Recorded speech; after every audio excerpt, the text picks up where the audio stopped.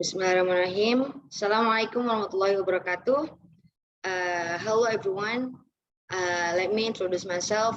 I'm Rizky Ehtianti and I'm from Department of Biological Education and I'm also as a young member of UKM Bahasa Flat.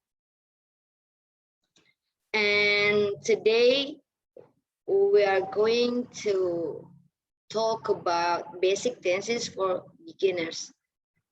Jadi di sini saya akan membahas tentang, di sini kakak akan membahas basic tenses untuk pemula. Jadi apa aja sih tenses yang tenses dasar, tenses dasar yang dipelajari bagi pemula. Oke.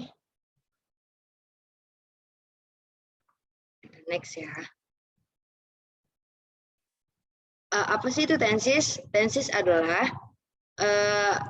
bentuk kata kerja dalam bahasa Inggris yang berguna untuk menunjukkan kondisi waktu terjadinya suatu peristiwa.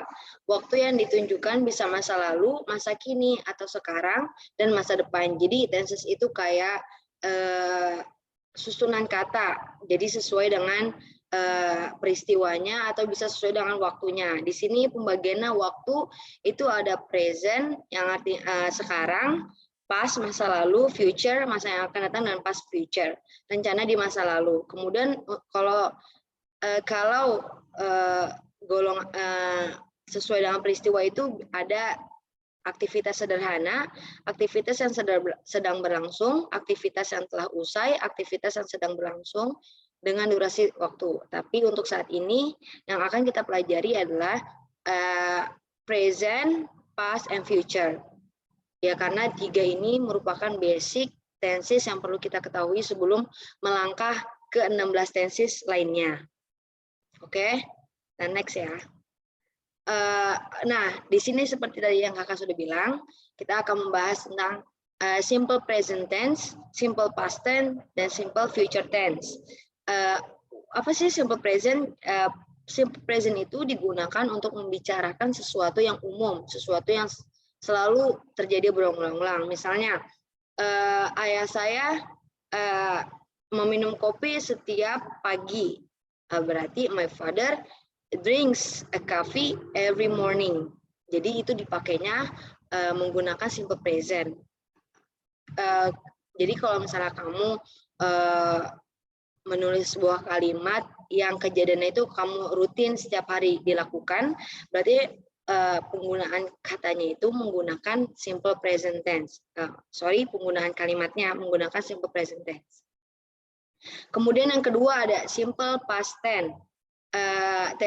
Tenses ini menggambarkan suatu kejadian yang terjadi pada satu spesifik waktu di masa lampau. Nah, khusus simple past tense ini biasanya digunakan untuk masa lalu yang sudah berlalu, kayak misalnya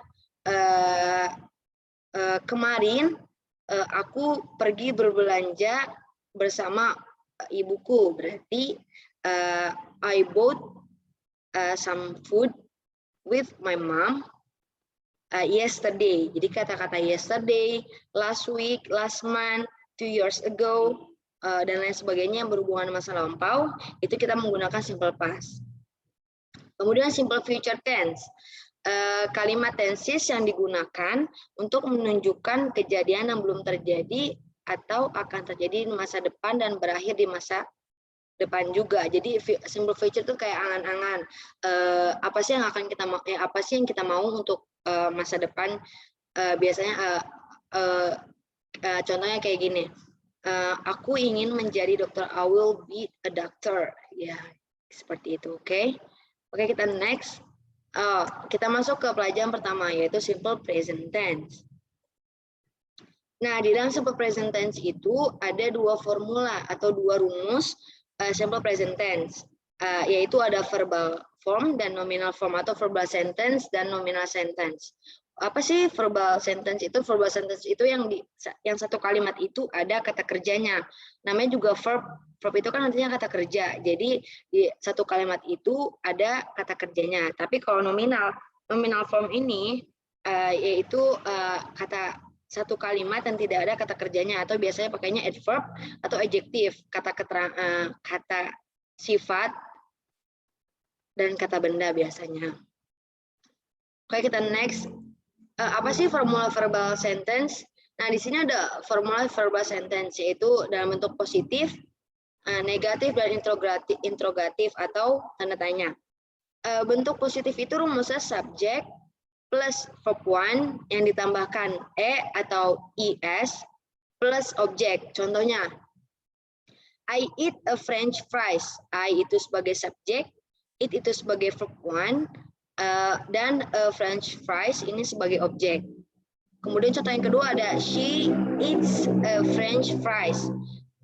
She ini sebagai subjek, verb one, eats di sini kita tambahin s. Kenapa? Nanti kita bahas. Dan a French fries ini sebagai objek.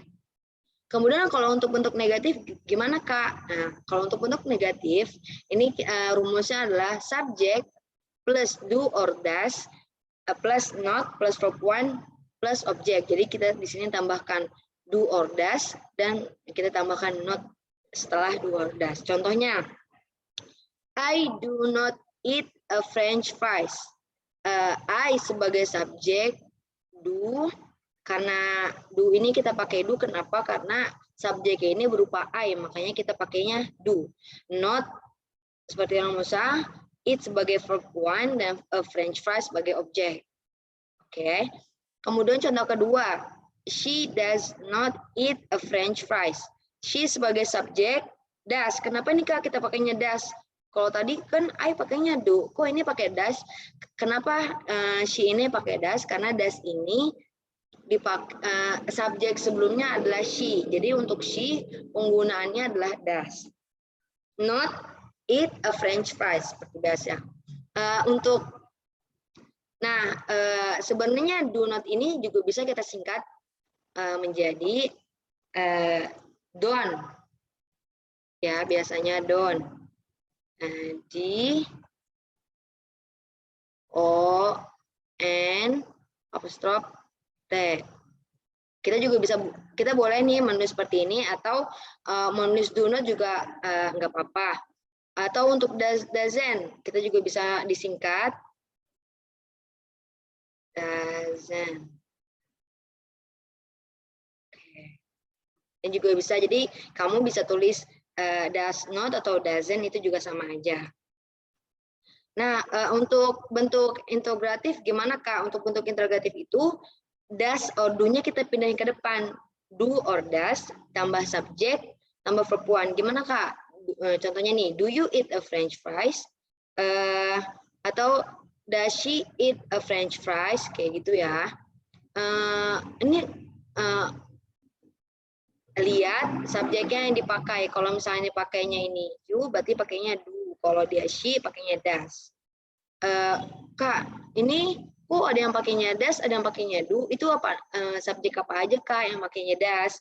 Mungkin ada yang bertanya subjek apa aja yang menggunakan do. Ada yang kita bahas, oke?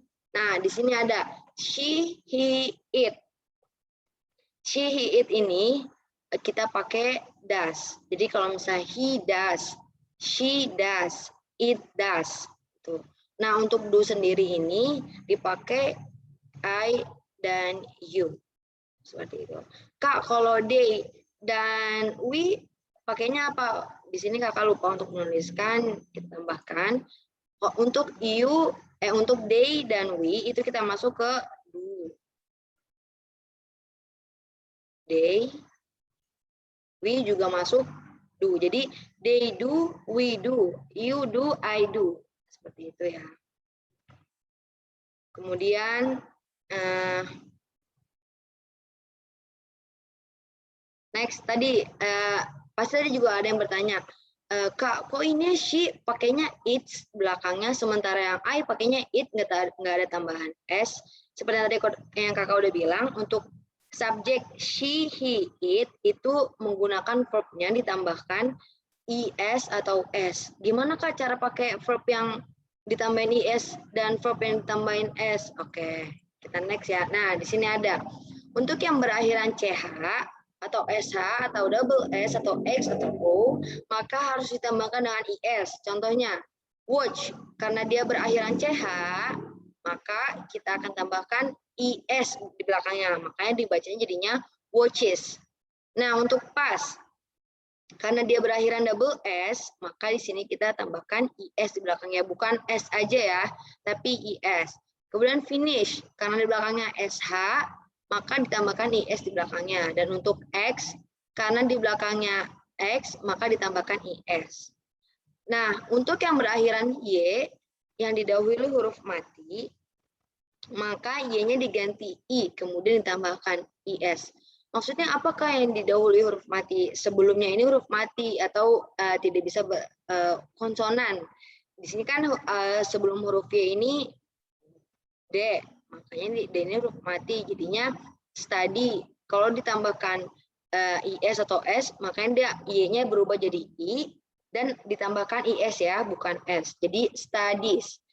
Fly juga sama, karena L ini konsonan, maka Y-nya diubah jadi IE, diubah jadi IE dan Y-nya diubah jadi I dan ditambahkan IS di belakangnya. Begitu juga cry, jadinya cries. Nah, kemudian untuk yang berakhiran Y yang didahului dengan huruf hidup, maka hanya perlu ditambahkan S saja. Kan kalau tadi yang ini Y ini sebelumnya ini huruf mati, huruf konsonan, maka Y-nya diganti jadi I. Tapi kalau misalnya sebelum huruf Y ini adalah huruf vokal atau huruf hidup, kayak di sini A, nih di sini sebelum Y itu ada A, ini U, dan ini A juga. Maka di belakangnya ini cuma ditambahin S, bukan IS. Jadi pace, buys, place. Lain halnya dengan yang ini, karena kan sebelum D ini adalah sebelum Y ini D, maka si Y-nya ini diganti jadi IS, jadi I. Jadi studies ditambahnya IS bukan S. Kalau untuk format seperti ini lebih mudah untuk dihafal dan lebih mudah untuk dimengerti. Oke, kita next ya. Kan kalau tadi formula untuk verbal. Nah, gimana Kak kalau untuk nominal sentence? Nah, kalau untuk nominal sentence itu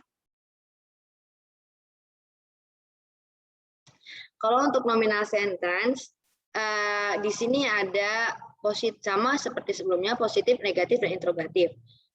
Untuk nominal sentence ini bentuknya subjek plus to be atau am is are plus objek. Contohnya my mother is a teacher. Karena my mother ini she, orang ketiga, maka penggunaan to be-nya itu adalah is. Nanti kita akan bahas apa aja subjek yang menggunakan am, is, dan are. Kemudian untuk negatif, karena negatif kita tinggal tambahkan not. Oh sorry, di sini kurang not.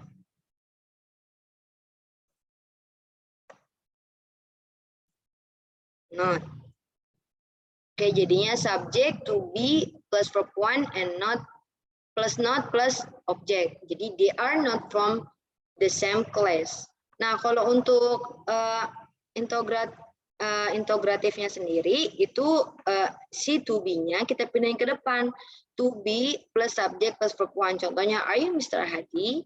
Seperti itu. Dan oke, sekarang kita next. Apa aja sih Kak subjek yang menggunakan am, subjek yang menggunakan is, dan subjek menggunakan are? Nah, ini dia. Untuk she, he, it itu to be-nya kita pakai is. Untuk you, they, we kita pakainya are, dan untuk I kita pakainya am. Jadi she is bla bla bla, or you are bla bla bla, I am bla bla bla. Seperti itu. Oke, pembahasan kita tentang simple present sudah selesai. Lanjut kita ke simple past tense. Simple past tense. Sama seperti sebelumnya, simple past tense juga ada dua, verbal form atau verbal sentence dan nominal form atau nominal sentence. Untuk verbal sentence-nya sendiri bentuknya subject plus verb 2 plus objek. Jadi di sini beda dari yang pertama. Kalau present tense itu pakainya verb 1, tapi kalau past tense karena dia sudah lampau makanya dia pakai verb 2. Contohnya we attended the festival last week. attend ini kan verb 2, verb satunya itu adalah attend. Jadi karena dia past tense, si attend-nya ini berubah menjadi verb 2 yaitu attended. Kalau untuk bentuk negatifnya, subject plus did not plus infinitive verb plus object. We did not attend the festival last week. Kita tinggal tambahkan did not, dan di sini kita pakai verb 1 ya. Kenapa Kak? Kalau kita pakai verb 1 kan past tense pakainya verb 2 gitu. Karena kenapa? Karena di sebelumnya ini udah ada lampaunya yaitu did not. Kalau udah ada did not, maka verbnya kita pakai verb 1. Ya, kalau nggak pakai did not, baru kita pakai verb 2. Tapi karena dibentukkan negatif, dan di bentuk negatif ini ada rumus did not, makanya kita balik lagi verbnya ke verb pertama. Untuk interrogatifnya, did plus subject plus verb 1 plus object. Tadi yang kayak kakak sampaikan, karena dia ada did-nya, maka verbnya itu jadi verb 1. Did they attend the festival last week? Seperti itu ya, teman-teman. Nah, kalau untuk nominal sentence berarti di kalimatnya nggak ada verb ya. Bentuknya maka bentuknya itu menjadi subject plus to be-nya pakai was and were karena sudah lampau. To be-nya pakai was and were ya, bukan is mr. Kemudian plus adjective atau adverb. Contohnya, she was absent yesterday. Di sini absent ini bukan verb, tapi dia bentuknya adverb. Ya, bentuknya adjective. Nah, di sini kan nggak ada verb, makanya dia pakai nominal sentence. Makanya dia disebut dengan nominal sentence. Untuk yang bentuk negatif, subject plus was or were plus not plus adjective atau adverb. Nah, ini kurang, sorry. She was, karena ini negatif, harusnya di sini ada not ya. Tadi kakak kurang menambahkan. Nah, she was not absent yesterday ini. Karena biasanya kalau negatif itu tinggal ditambahin bentuknya itu ada not-notnya. Kemudian kalau untuk bentuk yang interrogatif, was atau were plus subject plus adjective atau verb. Contohnya, was she absent yesterday? Kak, kok ini ada yang pakai was, ada yang pakai were. Kalau yang pakai were itu yang subjeknya apa? Nih. Untuk she, he, it, dia pakainya was. Ingat aja, yang she, he, it yang bentuknya dia, itu pakainya was. Tapi untuk I, you, itu pakainya were. I, you, they, ini kakak kurang menambahkan, they, dan we. Juga sama, pakainya we were. They were, you were, I were. Seperti itu ya. Oke, selanjutnya kita pindah ke simple future tense. Future itu artinya yang akan datang, berarti ini yang berhubungan dengan akan datang. Sama untuk semua tenses itu ada verbal form dan nominal form. Nah, untuk verbalnya itu rumusnya seperti ini. Untuk yang positif, subject plus will plus verb 1 plus object. Contohnya, they will take school examination next month. Next month ini sih udah ada kata kuncinya ya, next month berarti yang akan datang, belum kejadian, makanya dia pakai will, pakai simple future. Verbnya yang mana Kak? Verbnya ini yang take. Will tinggal kita tambahkan. Nah, untuk bentuk negatifnya subject plus will plus not plus verb 1 plus o. Di sini o-nya itu objek ya. Contohnya, he will not join sport club at school. Biasa kita tinggal tambahkan not untuk kalimat negatif. Dan untuk kalimat interrogatif sendiri, will-nya kita pindahin ke depan. Will plus s plus verb 1 plus o. Will you come to my party tonight? Seperti itu. Ini untuk verbal. Verbal itu berarti yang di kalimatnya ada verb. Oke, next untuk nominal sentence. Nah, kalau untuk nominal sentence ini ada perubahan dalam tensesnya, dalam formulanya. Contohnya ini, untuk positif, subject plus to be, pakainya to be-nya itu pakainya is MR, plus going to, plus verb 1 plus O. Contohnya, Peter is going to move to his new house next week.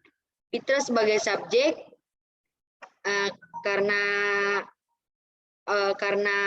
Peter ini sebagai subjek, subjeknya itu he, makanya dia pakai to be-nya itu is. Is going to sama move verb 1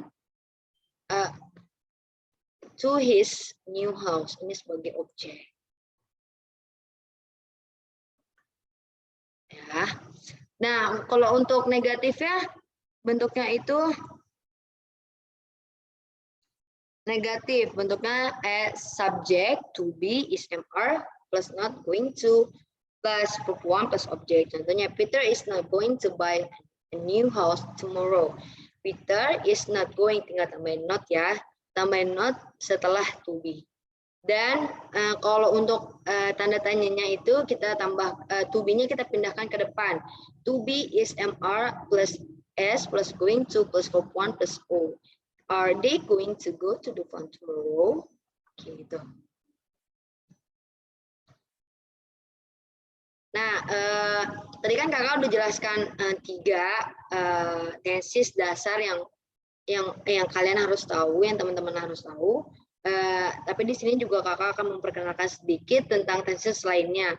Tenses lainnya itu bukan hanya present dan past, dan future, tapi sebenarnya ada lagi kayak di sini ada simple present, simple past, simple future, simple past, future.